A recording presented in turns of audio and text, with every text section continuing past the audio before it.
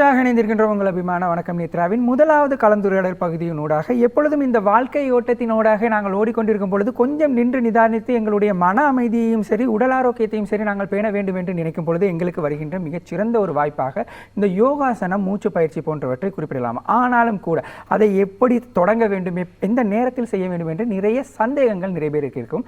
அந்த சந்தேகங்களுக்கான விளக்கங்களோடு எங்களிடையே இணைந்திருக்கின்றார் யோகா ஆசிரியை திருமதி சுபா புனிதராஜ் அவர்களை எங்களுடைய நிகழ்ச்சிக்கு வரவேற்கும். வணக்கம். வணக்கம். நாங்கள் நிறைய தடவை இந்த யோகாசனம் தொடர்பாக நிறையவே பேசியிருக்கின்றோம். அது தொடர்பான நிறைய சந்தேகங்களுக்கான விளக்கங்களோடு நீங்கள் எங்களிடையே இணைந்திருக்கின்றீர்கள். இன்றைய தினம் நாங்கள் நிறைய விடயங்கள் யோகாசனத்தை தாண்டி எங்களுடைய மன அமைதியை சிறக்கக்கூடிய நிறைய விடயங்கள் தொடர்பாக பேசப் போகின்றோம். அதற்கு முன்பாக இந்த வாழ்வியல் முறைக்கு நீங்கள் வர வேண்டும் என்று ஏன் நினைத்தீர்கள்? இந்த துறைக்குள்ளே நீங்கள் எப்படி அடியெடுத்து வைத்தீர்கள்? இதுக்கு வரதுக்கு முதல் காரணம் அதிகமான மன அழுத்தம். இந்த மன அழுத்தத்தை எப்படி நான் தீர்த்து கொள்வது என்னன்னா, குடும்ப ரீதியான பிரச்சனைகள், குழந்தைகள் ரீதியான பிரச்சனையால தான் நான் என்னோட யோகா மன அழுத்தம் அதிகமாக இருக்கும்போது அதுக்கு ஒரு தீர்வில் அதன் மன அழுத்தத்தின் காரணமாக பல உடல் பிரச்சனைகளையும் நான் சந்திக்க வேண்டியதாக இருந்தது. அப்போ இது ரெண்டுக்கும் எனக்கு எந்த விதத்திலையும் தீர்வு கிடைக்கல. நிறைய தலைவலி, அந்த மன அழுத்தம் வரும்போது அதிகமான தலைவலியும் இருக்கும்.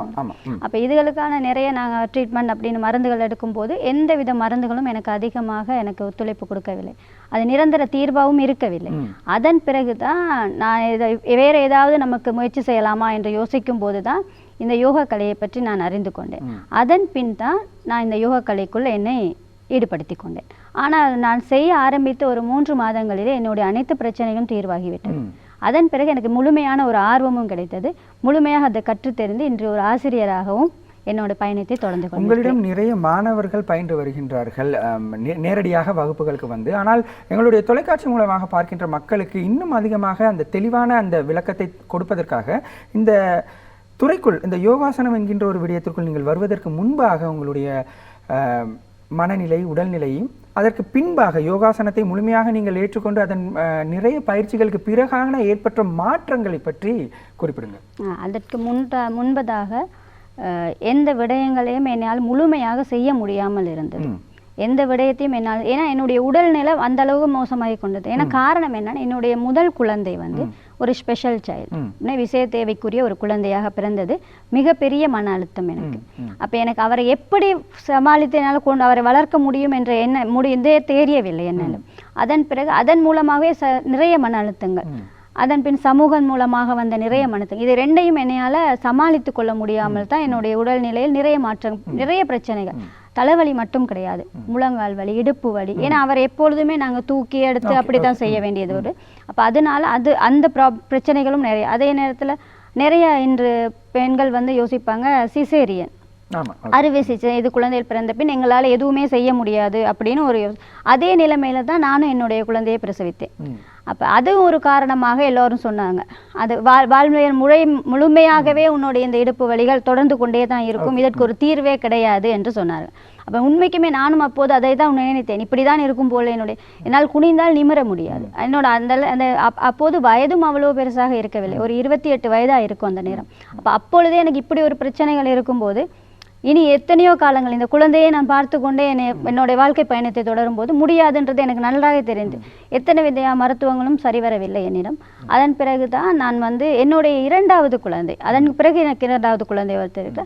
அப்போ அவரோட வளர்ச்சியின் போது இவர் பெரிய குழந்தை பேச மாட்டார். அப்போ சிறுவருக்கும் அந்த ஒரு பிரச்சனை, அண்ணன் பெரியவர் ஒருத்தர் இருக்கும்போது அவர் ஒரு வித்தியாசமாக இருக்கும்போது அதை பார்த்து வளரக்கூடியவராக தான் இருக்கணும் சின்னவர். அப்போ எனக்கு அதுவும் அடுத்த ஒரு மன அழுத்தம், என்னுடைய இந்த குழந்தைக்கும் ஏதாவது பிரச்சனைகள் வந்துருமோ என்ற பெரிய ஒரு. அதன் போதும் அப்படி அதே போல் அதுவும் ஒரு விஷயம் ஒன்று நடந்தது. என்னன்னா, என்னுடைய 2வது குழந்தைக்கும் திடீரென்று ஒரு 3.5 வயது இருக்கும்போது மூக்கின் வழியாக ரத்தம் வர தொடங்கிவிட்டது. அப்போ அதற்கு நாங்கள் இப்போ எங்களுக்கு யோகா பற்றி எதுவுமே தெரியாது, இதை பற்றியான எந்த ஒரு அறிவுமே எங்களுக்கு கிடையாது அந்த டைமில். அப்போ நாங்கள் என்ன பண்ணோம், அவரையும் அதே மாதிரி மருத்துவத்தை கொண்டு போகும்போது அவங்களும் நிறைய டெஸ்ட்லாம் எடுக்கணும், இது கிட்டத்தட்ட கேன்சராக கூட இருக்கும் அப்படின்னு அந்த 3 வயசு குழந்தைக்கு சொல்ல ஆரம்பிச்சிட்டாங்க. அப்போ எங்களுக்கு ரொம்ப பயமாக போயிடுச்சு, இது என்ன இப்படி ஒரு விஷயம், ஏற்கனவே ஒருத்தருக்கு இப்படி ஒரு பிரச்சனை, இன்னொருத்தருக்கு இப்படி ஒன்றுனா எங்களுக்கு ஏற்கனவே நாங்கள் ரொம்ப மன அழுத்தத்தில் இருக்கோம். அப்புறம் தான் எனக்கு அதன் பிறகு ஒரு என்னுடைய முதல் மகன், அவர் படிக்கிற ஒரு ஸ்பெஷல் யூனிட் டீச்சர் ஒருத்தர் தான் சொன்னாங்க, இல்லை சின்னவருக்கு இது யோகா மூலமாக, அவங்க ஒரு இந்திய ஆசிரியர் ஒருத்தர், அவங்க சொன்னாங்க இதுக்கு யோகா மூலமாக தீர்வு இருக்குது, நீங்கள் அவரை முதல்ல யோகாவுக்கு கூட்டிகிட்டு போய் காட்டுங்க, அவங்க அந்த பயிற்சிகளை கொடுத்தா சரியாக வரும். அப்போ அந்த நேரம் ஒரு ஆசிரியர் எனக்கு கிடைச்சாங்க. அவங்கக்கிட்ட வந்து இவரோட பிரச்சனைகளை நான் சொல்லும்போது அவங்க யோகா பயிற்சிகளும் சித்த மருத்துவர் அவர். அப்போ சித்த மருந்துகளுடன் யோகா பயிற்சிகளை அவருக்கு கொடுத்து அது பிறகு ஒரு மாதம் தான் நாங்கள் அந்த அவங்களே எடுத்தோம். அதற்கு பிறகு அவரோட இந்த மூக்கில் ரத்த வடிகிற பிரச்சனையை அப்படியே நின்று போச்சு. அதுக்கு பிறகு நாங்கள் போயிட்டு மற்ற டெஸ்ட் எல்லாம் எடுத்து பார்க்கும்போது அது எல்லாமே நார்மல், அவருக்கு எந்த பிரச்சனையுமே இல்லை. அப்போ தொடர்ந்து அந்த மருந்துகளை நாங்கள் ஒரு 6 மாத காலம் அவருக்கு கொடுத்துட்டு தான் வந்தோம். அப்போ அவரோட பிரச்சனை முடிஞ்சதுக்கு பிறகு தான் நானும் யோசிச்சு, இப்படி இவருக்கு இவ்வளோ ஒரு பெரிய பிரச்சனைன்னு சொன்ன ஒரு பிரச்சனையே நம்ம ஒரு சாதாரண 1 மாதத்துலேயே சரிப்படுத்த முடியும் போது என்னோட இந்த பிரச்சனை இன்னும் வெகுவாக நம்மளால் சமாளிக்க முடியும். அப்போ அந்த ஆசிரியரிடம் நான் என்னோட பிரச்சனையை சொன்னேன், யோகா ஆசிரியரிடம். அவர் சொன்னார், வேறு எந்த தீர்வுமே உங்களுக்கு கிடைக்காதுமா, நீங்கள் உங்களோட மன அழுத்தத்தின் காரணமாகத்தான் இத்தனை பிரச்சனையை நீங்கள் சந்தித்து கொண்டு இருக்கீங்க. அந்த மன அழுத்தத்தில் நம்ம வாய் வார்த்தைகளால் சொல்லி சமாதானப்படுத்தி எல்லாமே சரிப்படுத்த முடியாது. ஏன்னா உடலின் இயக்கங்களை தான் நம்ம சரிப்படுத்தணும். அப்போ அதுக்கு வேறு மாற்றமே கிடையாது, வெளியிலேருந்து எந்த மருந்துகளுமே அதுக்கு கிடையாது. முழுமையாக உங்களை நீங்கள் ஈடுபடுத்தி இந்த பயிற்சியின் மூலமாக தான் அந்த உங்களுடைய அந்த உடல் மாற்றங்கள், அது நாங்கள் இப்போ படித்த பிறகு எங்களுக்கு தெரியும், அந்த 7 சக்கரங்கள்னு சொல்லுவோம், யோக சக்கரங்கள். இந்த சக்கரங்கள், அடுத்து இந்த பஞ்சபூதங்கள், இந்த இதுகளால் வந்த பிரச்சனை தான். ஏன்னா மன அழுத்தம் வரும்போது இது அத்தனையுமே நம்மளுக்கு ஒரு சீரற்ற நிலைக்கு இருக்கும். ஏற்ற தாழ்வுகளை அதிகமாக கொடுக்க ஆரம்பிக்கும், அதிகமாக தாழ்வுகளை தான் அதிகமாக கொடுக்க ஆரம்பிக்கும். இந்த தாழ்வுகள் தான் எங்களால் அடுத்த கட்டத்துக்கு முன்னேற முடியாமல் ஒரு பெரிய கஷ்டத்தை கொடுக்க ஆரம்பிக்கும். அப்போ அதுக்கு பிறகு அவங்களோட பயிற்சி தான், அவங்கள்ட்ட முதலாக நான் ஒரு மாணவியாக போய் பயிற்சி எடுத்துக்கொண்டேன். அவங்க சொன்னது போல் அவங்க என்ன மாதிரியான பயிற்சிகள் எப்போ செய்யணும், எப்படி நடந்து கொள்ளணும் எல்லாம் சொன்னாங்க. அதன்படியே நான் என்னோட பயிற்சிகளை தொடர்ந்து சரியாக 3 மாதத்தில் எத்தனையோ கிட்டத்தட்ட 3-4 வருடங்களாக இருந்த தலைவலி எனக்கு இல்லாமல் போனது. அந்த இடுப்பு வலி அது அப்படி அதுக்கு பிறகு தான் நான் இப்போ என்னோட வர எல்லா மாணவிகளுக்கும் நான் சொல்கிறது, சிசேரியன் பண்ணியிருக்கோம், எங்களோட இடுப்பு வலியை வாழ்நாள் பூரா எங்களால் எதுவுமே பண்ண முடியாதுன்னெலாம் நினைக்காதீங்க. இது ஒரு சாதாரண பிரச்சனை. நம்ம யோகாசனங்கள் செய்யும்போது கண்டிப்பாக 1 மாதத்திலே அதுக்கான தீர்வு எங்களால் கொடுக்க முடியும். ஏன்னா நான் முழுமையாக அதில் அனுபவிச்சிருக்கிறேன். அப்படின்னு மன ரீதியான அனைத்து பிரச்சனை அதற்கு பிறகு தான் என்னால் இதுலேருந்து அவன் பெரிய மகனோட பிரச்சனையிலேருந்தே நான் முழுமையாக விடுபட்டு எனக்குன்னு ஒரு துறையவே தேர்ந்தெடுத்து இன்னைக்கு அதையே செய்து கொண்டு இருக்கக்கூடிய அளவுக்கு எனக்கு தன்னம்பிக்கையை கொடுத்ததும் இந்த யோகா பயிற்சி. ஆனால் இந்த ஒரு துறையை நாங்கள் தெரிவு செய்து, அதாவது இந்த யோகாசனம் தான் என்னுடைய துறையாக இருக்க போகின்றது, அதில் நான் தொழில் முறையாக ஈடுபட போகின்றேன் அப்படின்ட்டு நீங்கள் அதை தெரிவு செய்து பயணிக்கும் பொழுது உங்களுக்கு தடைகள் வரவில்லையா? ஏன் இப்படி செய்கிறீங்க, உங்களுக்கு இந்த வயசில் உங்களுக்கு பிள்ளைகள் இருக்காங்க, நீங்கள் இந்த மாதிரி எல்லாம் போனீங்கன்னா உங்களுக்கு அதன் மூலமாக குடும்பத்தை பார்க்கறதுக்கான நேரம் இருக்காது, இதெல்லாம் வீண் வேலை அப்படின்ற மாதிரியான தடைகள் உங்களை சுற்றி இருந்த சூழலில் ஏற்படும்? ஒரு நேரடியாக என்னிடம் சொல்லாமல் மறைமுகமாக இந்த தகவல்கள்லாம் என்னிடம் வந்து சேர்ந்தது. நேரடியாக என்னிடம் யாருமே சொல்லவில்லை. ஏன்னா ஏற்கனவே நாங்கள் ரொம்ப மன அழுத்தத்தில் இருக்குன்னா நேரடியாக அப்போ ஒரு சிலர் வந்து ரொம்ப விரும்பினாங்க தான் இதை. ஏன்னா இதே ஒரு வீடுபாடாக இருக்காமல் இவங்க கொஞ்சம் வெளியில் போயிட்டு தனக்கான ஒரு விஷயத்தை தேடும்போது தன்னோட மகனோட நினைவுகள்லேருந்து கொஞ்சம் அவங்க வெளிவருவார். ஒரு குறைந்த நேரங்களுக்கு கொஞ்சம் அதுலேருந்து விடுபட்டு இருப்பாங்க. ஆனால் நிறைய பேர் வந்து இவரை வைத்துக்கொண்டு இவரை விட்டுட்டு நீங்கள் போய் இப்படி செய்கிறது சரியா அப்படின்ற மாதிரி இருந்துச்சு தான். ஆனால் எல்லாமே இருந்துச்சு. ஆனால் அந்த யோகா கொடுக்குற அந்த தன்னம்பிக்கையால் நம்ம எதையும் சாதிக்கலான்ற ஒரு தைரியம். ஏன்னா இவங்களை பார்த்து கொண்டு ஏன் செய்ய முடியாது, என்னால் முடியுன்றதை நான் இப்போ முழுமையாக அவங்கள பார்த்து கொண்டு செய்யும்போது எனக்கான அந்த இதை யாரும் சொல்ல முடியாது. ஆரம்ப கட்டத்தில் சந்திச்ச அந்த பிரச்சனைகளுக்கு நானே தீர்வை கொடுக்க ஆரம்பிச்சிட்டேன். அப்போ என்னால் முடிஞ்சிச்சு, என்னால் அந்த தீர்வை கொடுக்க எனக்கு முடிஞ்சிச்சு. அதன்படி நான் அதை செய்ய ஆரம்பித்த பிறகு இப்போது எல்லாருமே அந்த மாதிரி எந்த ஒரு பிரச்சனை, ஏன்னா இப்போ என்ன பார்த்து நிறைய பேர் அதை இன்ஸ்பிரேஷன் ஆகி தாங்கள் கூட நிறைய தன்னோட லைஃப்பில் மாற்றி கொண்டு இருக்கிறாங்க. நிச்சயமா. இந்த அடுத்த கேள்வி வந்து நான் ஏற்கனவே உங்களிடம் கேட்டிருக்கின்றேன், ஆனால் புதிதாக பார்க்கின்ற நேயர்களுக்காக ஒரு முறை. அதாவது இந்த யோகாசனம் அப்படின்று அவர்கள் தேடும் பொழுது அந்த உடலை வளைத்து மிக அதிகமாக ஒரு விடயங்கள், அதாவது ஒரு ஜிம்னாஸ்டிக் மாதிரி கூட பார்க்கும் பொழுது நிறைய பேர் பயந்து விடுவார்கள். இப்படியெல்லாம் என்னால் செய்ய முடியுமா, என் உடலை இப்படியெல்லாம் வளைக்க முடியுமா என்ற பயத்தோடே அவர்கள் வந்து யோகாசனத்திற்குள் செல்லத்தான் வேண்டுமா என்று கொஞ்சம் வெளியே நின்று விலகி நின்று பார்க்கக்கூடியவர்களாக இருப்பார்கள். அவர்களுக்கு நீங்கள் சொல்லக்கூடிய விடயம் என்னவாக இருக்கும்? அந்த மாதிரி ஒரு கற்பனை தேவையில்லை. அது யோகாசனம். அது அப்படியே நாங்கள் செய்கிறோன்னா, நீங்கள் சாதாரண ஒரு பயிற்சிகள் செய்யும்போது உங்களால் கண் கவர்ந்து அதை பார்க்க முடியாது. நாங்கள் ஒரு வித்தியாசமான ஒரு பெரிய ஒரு உடலை நன்றாக வளைத்து தலையை கீழாக வைத்து நீங்கள் நினைத்து கூட பார்க்க முடியாத ஒரு ஆசனங்கள் செய்யும்போது நீங்கள் எங்களை மிக ஆச்சரியமா அதை பார்க்க ஆரம்பிப்பீங்க, attraction-ஓட. அட்ராக்ஷனோட நீங்க பார்ப்பீங்க. அப்ப அதன் மூலமா தான் நாங்க அதை அந்த மாதிரி பயிற்சிகளை இந்த மாதிரி வெளியே கொண்டு வரோம். ஆனா அது கிடையாது எங்களோட அடிப்படை பயிற்சி. ஆனா அந்த அந்த பயிற்சி செய்யறவங்களும் இந்த அடிப்படை பயிற்சியை கத்து தான் அந்த இடத்துக்கு வர்றாங்க. அப்ப அவங்களும் வந்த உடனே அவ்வளவு பெரிய பயிற்சிகள் செய்யறதுக்கு கிடையாது. இது ஆரம்ப கட்ட பயிற்சிகளையும் தொடர்ந்து இவங்களோட பயிற்சிகளின் மூலமாக இவங்களால அந்த முடியாதுன்னு நினைச்ச ஒருத்தலால் கூட அதை செய்ய முடியும், செய்ய வைக்கவும் முடியும் எங்களால. ஏன்னா அதற்கு முழுமையா அவங்களோட மனமும் உடலும் ஒருநிலைப்பட்டு அந்த பயிற்சிகளை ஈடுபட்டாவே போதுமானது. வரும்போது அவங்களுக்கு எதுவுமே இவ்வளவுலாம் வளைச்சு தான் செய்யணும் அப்படின்றது எதுவுமே தேவையும் கிடையாது, கட்டாயமும் கிடையாது. ஆனா அப்படி செய்தாதான் யோகாவின் முழு பலனையும் அடைய முடியும்னாலும் அதுவும் கிடையாது. அது அப்படி கிடையவே கிடையாது. ஏன்னா இன்னைக்கு 60, 70, 90 வயதானவர்களும் செய்து கொண்டு இருக்கிறாங்க. அப்ப அவங்களுக்கெல்லாம் அப்படியெல்லாம் நம்ம சொல்லிக் கொடுக்கவே முடியாது. அப்ப அப்படி இருக்கும்போது எல்லாராலையும் இந்த பயிற்சியை ஈடுபடுத்திக்கொள்ள. என்னன்னா அடிப்படை பயிற்சிகள் ரொம்ப எளிதானது. அந்த அடிப்படை பயிற்சிகளே நான்லாம் முதல் கட்டம் இந்த இதிலிருந்து வெளியே வரும்போது அடிப்படை பயிற்சியிலிருந்து இவ்வளோ பிரச்சனையிலேருந்து வெளியே வந்தேன். அதுக்கு பிறகு தான் அடுத்தடுத்த நிலைக்கு நாங்கள் பயிற்சிகளை கற்றுக்கிட்டோமே தவிர ஆரம்பத்தில் அத்தனை பயிற்சிகள் அந்த 3 மாத இடைவெளியில் யாராலையும் அடுத்த கட்ட பயிற்சி முழுமையான அதை நம்ம இன்டர்மீடியட் அட்வான்ஸ்னு சொல்கிற அந்த எந்த பயிற்சிகளும் நான் எடுத்துக்கொள்ளவே இல்லை. அதை எடுத்துக்கொள்ள முழுமே என்னால் இதுலேருந்து விடுபட முடிஞ்சு. அதுக்கு பிறகு ஒரு ஆசிரியர் ஆகணும்னு சொல்லும்போது நான் அடுத்த கட்ட பயிற்சிகளை எல்லாம் நான் கற்றுக்கிட்டேன். அப்போ ஒரு ஆசிரியர் ஆகணும்னா தான் நம்மளால அவ்வளோ பெரிய அளவு நம்ம கற்றுக்கொள்ளணுமே தவிர நான் ஒரு பயிற்சியாளர் அப்போ நான் ஒரு மாணவராக இருக்கும்போது எனக்கு அவ்வளோ தேவை. என்னோட உடல்நிலைக்கு ஏற்ற சிறிய சிறிய ஆசனங்கள் இருக்கு, மிகவும் எளிதான ஆசனங்கள் இருக்கு, அதுகளை கற்றுக்கொண்டாலே அவங்களுக்கு போதுமானது. உடல் ரீதியாக நாங்கள் நிறைய பிரயத்தனம் செய்யாமலேயே எங்களுடைய மனதை ஒருங்கிணைக்க முடியும் அப்படி என்கின்ற ஒரு விடயத்தில் மிக முக்கியமான பங்காற்றுவது இந்த மூச்சு பயிற்சி, இந்த பிராணாயாமம் என்று சொல்கின்றோம். நீங்கள் அதை எந்த அளவுக்கு உங்களுடைய மாணவர்களுக்கு வலியுறுத்துகின்றீர்கள்? இந்த மூச்சு பயிற்சியின் மூலமாக ஏற்படக்கூடிய நன்மைகள் என்ன? இப்போ நம்ம எல்லாமே சொல்லுவோம், நம்ம உணவோ நீரோ எதுவுமே இல்லாமல் நம்மளால இருக்க முடியும், மூச்சு இல்லாமல் நம்மளால இருக்க முடியாது. நம்மளோட உயிரே அந்த பிராணம் பிரியும் போது நம்மளோட உயிர் பெரியுது. அப்போ பிராணாயாமாவுக்கு அவ்வளோ ஒரு முக்கியத்துவம் இருக்கு. நாங்கள் ஆரம்ப கட்டத்தில் எங்களோட பயிற்சியில் மூச்சு பயிற்சின்னு பெரிய கஷ்டம் கொடுத்து எந்த பயிற்சியும் கொடுக்க போகிறது இயற்கையாக நீங்கள் இயற்கையாகவே நம்ம ஒரு மூச்சோட தான் இருக்கிறோம். ஒரு இயல்பான சுவாசத்தில் நம்ம இருந்து கொண்டு இருக்கோம்.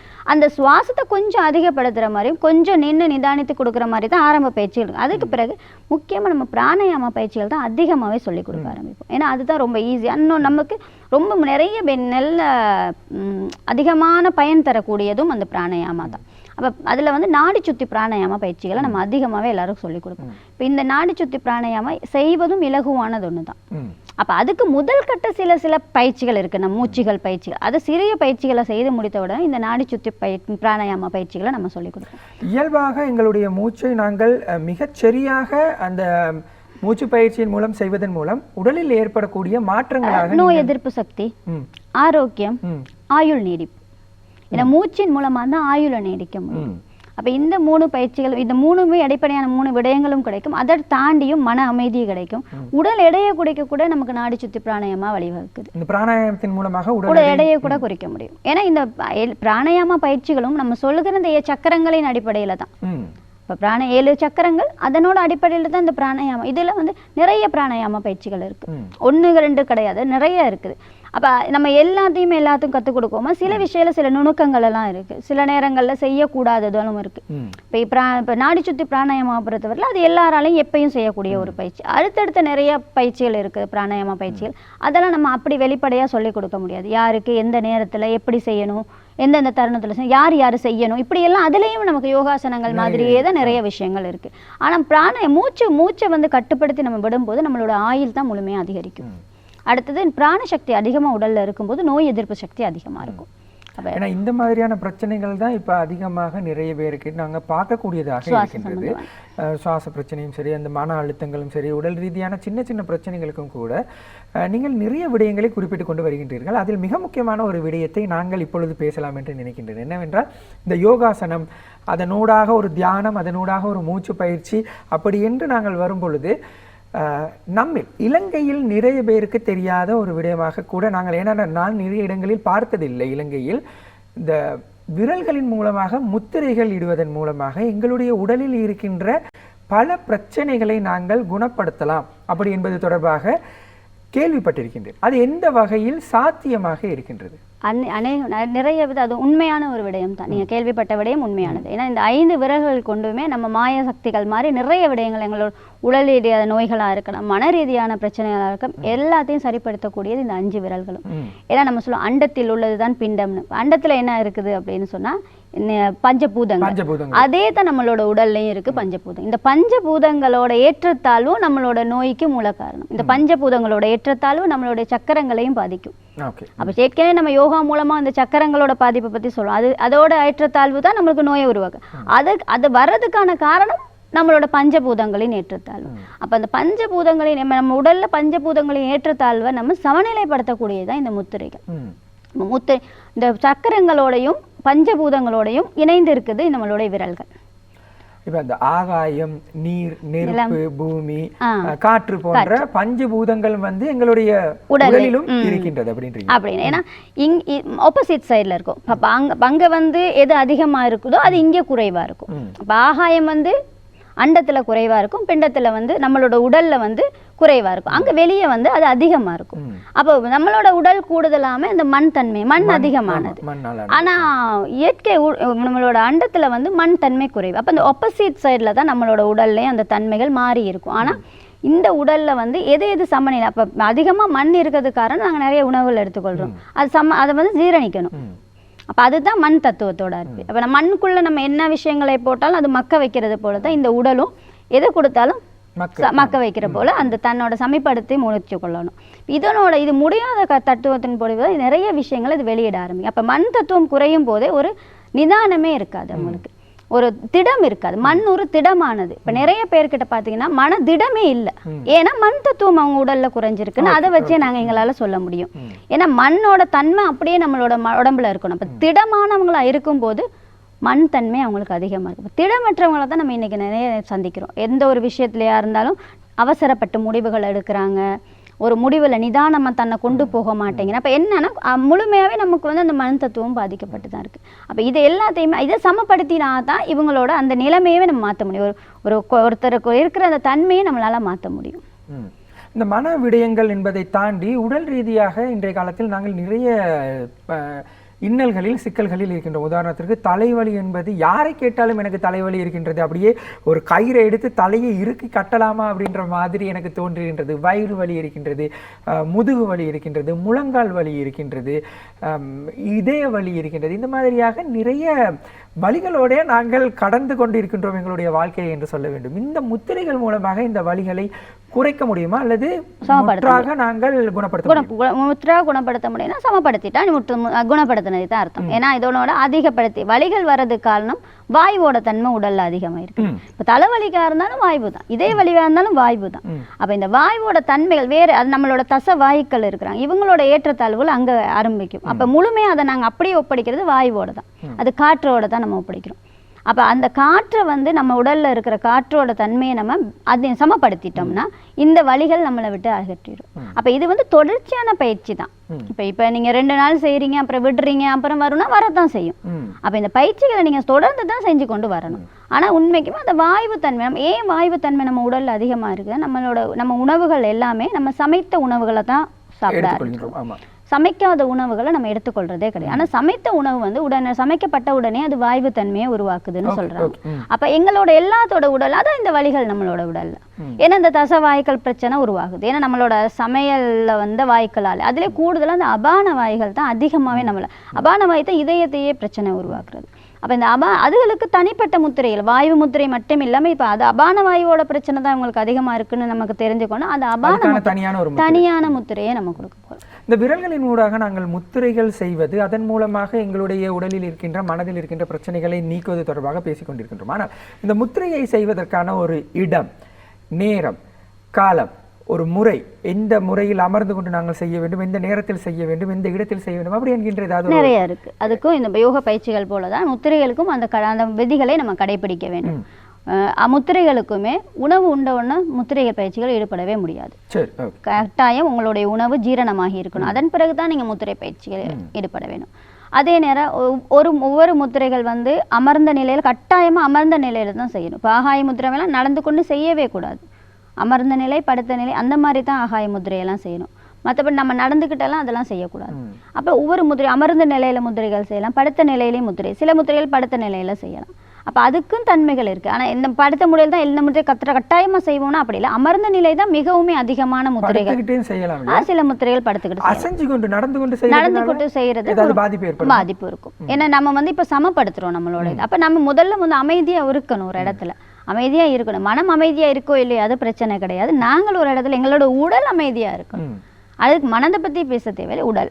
நம்ம முடிந்த வரைக்கும் நம்ம வந்து நடந்து கொண்டு செய்யாமல் முத்திரைகளை அமர்ந்து செய்யலாம். அது நாங்கள் கீழே தரையில் அமர்ந்து தான் செய்ய வேண்டும் அப்படி என்ற கட்டாயம் கிடையாது. நமக்கு வசதியான இடத்துல அமைந்து கொள்ளலாம். ஒரு கதிரையில் அமர்ந்து முத்திரை பயிற்சிகள் ஈடுபடலாம். நம்ம இப்போ ஒரு இரவில் செய்யக்கூடிய முத்திரைகள் எல்லாம் இருக்குது. நிறைய பேருக்கு தூக்க பிரச்சனையாலையும் தலைவலி இருக்குது. இது மாதிரி நிறைய அப்போ அவங்க இரவில் செய்ய போகிறாங்க. இப்போ இரவில் செய்யும்போது அவங்க அவங்க ஒரு மெட்டை போட்டு கீழே உட்காந்து செய்யணுன்ற அவசியம் இல்லை. அவங்க படுக்கையில் இருந்தே அந்த முத்திரைகள், ஆனால் அமர்ந்த நிலையில் அந்த முத்திரைகளை செய்துட்டு அவங்க மேலே படுத்துக்கொள்ளலாம். அப்போ முத்திரைகள் செய்கிறதுக்கு அந்த மாதிரி முறைகள் இருக்குது. இப்போ காலையில் பகலைக்கு இரவுனால அதுவும் முத்திரைகள் இருக்குது. சில முத்திரைகள் வந்து இரவில் செய்யக்கூடாது, காலையில் தான் கட்டாயம். சில முத்திரைகள் வந்து காலையில் செய்யக்கூடாது, இரவில் தான் செய்யணும். அப்போ அதுக்கான இதுகள் மனதுக்கு இப்போ அதிகமாக மன அழுத்தத்தில் நித்திரை செய்ய முடியாமல் இருப்பாங்க. அவங்களுக்கான அந்த முத்திரைகள் நம்ம அதிகமாக இரவு நேரத்தில் செய்யணும். இப்போ நாங்கள் நிறைய விடயங்கள் இந்த முத்திரை தொடர்பாக பேசிவிட்டோம். ஆனால் எங்களுடைய நேயர்களுக்கு வந்து குழப்பமாக இருக்கும். ஏதாவது ஒரு முத்திரையை நாங்கள் செய்தால் தானே நாங்கள் என்ன பலனை அடைய முடியும் என்று பார்க்க வேண்டும் என்பது போல நிறைய முத்திரைகள் வேண்டாம். எங்களுடைய நேயர்களுக்கு நீங்கள் சொல்லிக் கொடுக்கக்கூடிய முத்திரைகளாக 1, 2 நாங்கள் இப்பொழுது பார்ப்போம். நம்ம முக்கியமான ஒரு நல்ல முத்ரா பிராண முத்ராவை செய்யலாம். பிராண முத்ரா, ஓகே. இந்த பிராண முத்ரா இப்போ நான் சொன்னேன் மூச்சு பயிற்சியை பற்றி. அந்த பிராண முத்ரா வந்து நம்மளோட பிராண சக்தி அதிகரிக்கக்கூடிய ஒரு முத்திரை தான். அதை வந்து நம்ம மூச்சு பயிற்சியின் மூலமாக செய்ய முடியாதவர்கள் முத்திரை பயிற்சியின் மூலமாக செய்ய முடியும். இப்போ முக்கியமாக ஆனால் அதுக்கு வந்து நம்மளுடைய சுண்டு விரலையும் நம்மளுடைய மோதிர விரலையும் நம்மளுடைய பெருவிரலின் நுனியும் மூலமாக ஒன்றிணைத்து கொள்ள வேண்டும். 2 கைகளிலும் நேராக உள்ளந்தண்டு எப்பொழுதுமே நேராக நிமிர்ந்து இருக்க வேண்டும். அதன் பிறகு நாங்கள் இந்த நம்மளுடைய உள்ளங்கை மேல் நோக்கிய நுரையில இருக்கணும். இப்படி மாற்றி வைக்க கூடாது. எந்த முத்திரையும் முத்திரைகள் செய்யும் போது உள்ளங்கை மேல் நோக்கி இருக்க வேண்டும். அதே மாதிரி முள்ளந்தண்டும் நேராக இருக்க வேண்டும். நன்றாக நேராக நிமிர்ந்து கொண்டு இயல்பான சுவாசம் நம்ம சாதாரண நம்ம எடுத்துக்கொண்டு இருக்கிற மூச்சு அப்படியே இயல்பாகவே இருக்கும். இந்த விரல் நீட்டி தான் இருக்கணுமா? ஆமாம், இந்த மற்ற 2 விரல்களும் நேராக இருக்க வேண்டும். சில நேரங்கள்ல ஆரம்ப கட்டங்கள்ல சில பேரால அந்த 2 விரல்களை நீட்டவே முடியாது. ஏன்னா அதற்கு காரணம் வந்து அந்த விரல்களுடைய பஞ்சபூதங்கள் வந்து சமநிலையில இல்லை, உடல் சமநிலையில இல்லை. அப்ப அது சமநிலை இல்லாத போது அது அப்படிதான் இருக்கும். ஆனா அவர்கள் எந்த அளவுல இருக்குதோ அது போலவே ஆனா இந்த 2 விரல்களோட நுனியும் பெருவிரலோட நுனியோட கட்டாயமாக இணைந்திருக்க வேண்டும். இதுதான் பிராண முத்ராவோட முக்கியமானது. பிராண முத்ரா நாங்கள் சரியாக செய்யணும்னா இந்த முறையில தான் செய்யணும். இதன் மூலமாக ஏற்படக்கூடிய அனுகூலங்களாக இந்த பிராண முத்ரா மூலமாக நம்மளுடைய பிராணசக்தி, அதாவது நம்மளோட உடல்ல பிராணசக்தி அதிகரிக்கும் போது நம்மளோட பிராணசக்தின்னு சொல்லும் போது ஆக்சிஜன் உயிர் வாயு அதிகரிக்கும். அப்ப நமக்கு கண்டிப்பா ஆரோக்கியம், நோய் எதிர்ப்பு சக்தியை நம்மளால அதிகரித்து கொள்ள முடியும். அதோட நம்மளோட ஆயுளையும் இந்த பிராண முத்ரா மூலமாக நீடித்து கொள்ள முடியும். அடுத்தது கண் பார்வை. இன்னைக்கு சிறியவர் குழந்தைகள் முன்ன அதிகமான கண் பார்வை, அதிகமாக கண்ணாடி போடுறாங்க. பிராண சக்தி அதிகமாக குறையிறனால தான் இந்த கண்ணாடி பிரச்சனை வருது. இது எத்தனை நிமிடங்கள் செய்யணும்? இது குறைந்தது நம்ம 20 நிமிடங்கள் செய்யணும். கட்டாயமாக காலையிலையும் செய்யணும், மாலையில செய்யணும். இரவுல கிடையாது, மாலையில. மாலைன்னு சொல்லும்போது ஒரு 6 மணி அந்த மாதிரி நம்ம அந்த டைம் நேரங்கள்ல செய்யணும். இது செஞ்சா உங்களுக்கான அந்த அது அதிகமா இது வந்து மாலையில காலையில கண்டிப்பாக செய்யணும். மாலையில செய்யாட்டியும் கண்டிப்பாக காலையில செய்யணும். இது பல நோய்கள் இப்போ வந்து இப்போ நிறைய வயதிபர்களுக்கெல்லாம் அதிகமாக அந்த பிராணசக்தி தான் குறைவாக இருக்கும். அடுத்தது வந்து ஆஸ்மா, அலர்ஜிக் அந்த பிரச்சனை உள்ளவங்களுக்கும் அதிகாலையில் அவங்களுக்கு மூச்சு விடுதல்ல சிரமம். மறுபடியும் பாருங்க, நம்மளுடைய சுண்டு விரலும் மோதிர விரலும் பெருவிரலோட நுனியோட இணைந்து கொள்ளும். அதே போல 2 கைகளிலும் வலது கை இடது கை 2லையும் நம்ம பின் அப்படியே நம்ம திருப்பி நம்மளோட முழங்கால் மேல வைத்துக்கொள்வோம். உள்ளந்தண்டு நேராக நிமிர்ந்திருக்கும், எங்களுடைய பார்வை நேராக இருக்கும். இது கண்களை மூடிக்கொண்டுதான் செய்ய வேண்டுமா என்றால் அப்படி கிடையாது. கண்ணை மூடிக்கொண்டு நம்மளுடைய எண்ணங்களை வேற இடங்களுக்கு அனுப்பி சிந்தனைகள் வேற இடங்கள் சென்று விடாமல் இருப்பதற்காக நாங்க என்ன செய்வோம்னா இந்த முத்திரை பயிற்சிகள் மூலம் நம்மளுடைய விரல்களை தான் அதிகமாக கவனித்து கொண்டு இருப்போம். ஏன்னா நம்மளோட இந்த விரல் கொஞ்ச நேரம் கண்ணை மூடி இருக்கும்போது நம்மளோட இந்த விரல்கள் ரெண்டும் நேராக இருக்கிற விரல்கள் ரெண்டும் மடங்கி இருக்கும், நம்மளுக்கு தெரியாது. ஆனால் நம்ம ஒவ்வொரு முறையும் கண்களை திறந்து இந்த விரல்களை தான் கவனித்துக் கொள்ளும். இந்த விரல்கள் ரெண்டும் நேராக இருக்க விரல் நேராக இருக்க வேண்டும், மற்ற 3 விரல்களும் நுனிகளும் ஒன்றோடு ஒன்று இணைந்து இருக்க வேண்டும். இதை தான் நம்ம 20 நிமிடங்கள் கவனித்து கொண்டிருக்க வேண்டும். நீங்கள் சொன்னீர்கள் மாலை ஒரு 6 மணிக்கு இந்த கடைசியாக இருக்கின்ற 2 விரல்களை 6 மணிக்கு முன்னதாக ஒரு 5:30 மணியிலிருந்து பிடிக்க வேண்டும். 6 மணிக்கு பிறகு வேண்டாம். அப்ப நாங்க வந்து இதை எங்களுடைய நேயர்கள் கொஞ்சம் முயற்சி செய்து பார்த்தார்கள் என்றால் இதன் மூலமாக அவர்களுக்கு இருக்கின்ற சில பிரச்சனைகள், அதாவது மூச்சு தொடர்பாகவோ அல்லது நீங்கள் கூறிய உடல் ரீதியான பிரச்சனைகள் நிறைய, ஏன்னா சுவாசம் சரியாக இருந்து நம்மளோட மற்ற பிரச்சனைகள் நமக்கு தீர்வாக முடியும். நிச்சயமா அது மிக இன்னொரு உன்னதமான ஒரு விஷயம் வந்து நிறைய வயோதிபர்களுக்கு ரொம்ப முக்கியமான ஒரு முத்ரா இந்த பிராண முத்ரா. ஏன்னா அவர்களுக்கு வயோதிப காலத்துல வந்து பிராண சக்தி குறையும். அப்ப அவங்கள மூச்சு விடுதல கண்டிப்பா சிரமப்படும்.